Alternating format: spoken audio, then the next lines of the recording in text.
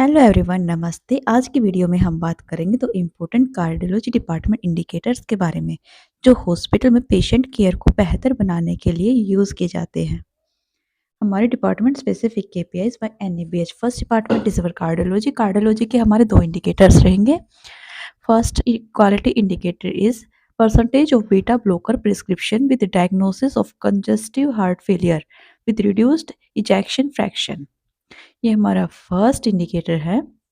इस इंडिकेटर का फॉर्मूला रहेगा number of patients discharged with diagnosis of CHF with reduced EF and prescribed a beta blocker at discharge are divided by number of patient discharge with diagnosis of CHF multiply by 100।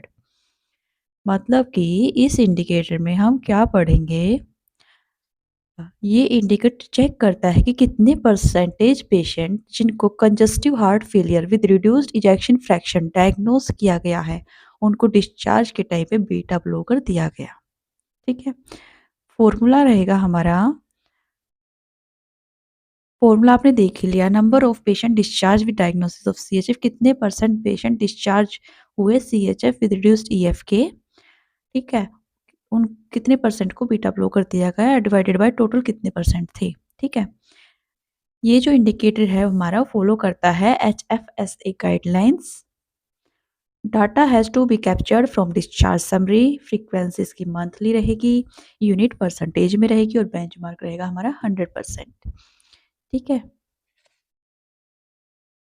ये जो guidelines हैं HFSA, इनके हिसाब से patient को ACE इनहाइबिटर्स, micro एल्कोकोर्टिकोइड receptor enterologist और beta blocker देना नहीं चाहिए।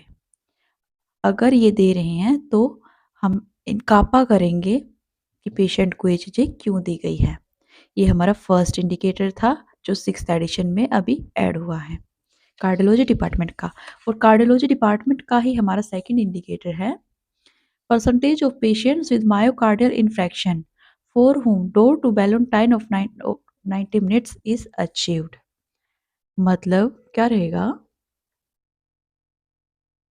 कितने परसेंटेज पेशेंट ऐसे थे जिनको एमआई हुआ और उनकी बैलूनिंग 90 मिनट्स में अचीव हो गई। 90 मिनट्स हमारा गोल्डन पीरियड बोला जाता है। ठीक है, ये इंडिकेटर देखता है कितने हार्ट अटैक एएमआई पेशेंट को हॉस्पिटल आने के बाद 90 मिनट के अंदर एंजियोप्लास्टी बैलून इन्फ्लेशन मिल जाता है।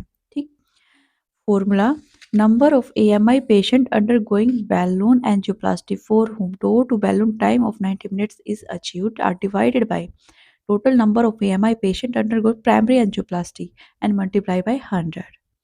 ठीक है, start time when the patient is diagnosed with acute myocardial infarction, STEMI at first ECG after arrival in hospital and clinician decided to perform the angioplasty। जब पेशेंट का first ECG होता है और doctor angioplasty decide करते हैं, वो हमारा start time माना जाता है। जब पेशेंट इमरजेंसी में आता है उसका फर्स्ट ईसीजी होता है और उसमें स्टेमी आती है। ठीक है, एंड टाइम क्या रहेगा, जब हमारा बैलून फर्स्ट टाइम इन्फ्लेट होता है, कैथ लैब के अंदर ये नोट किया जाता है।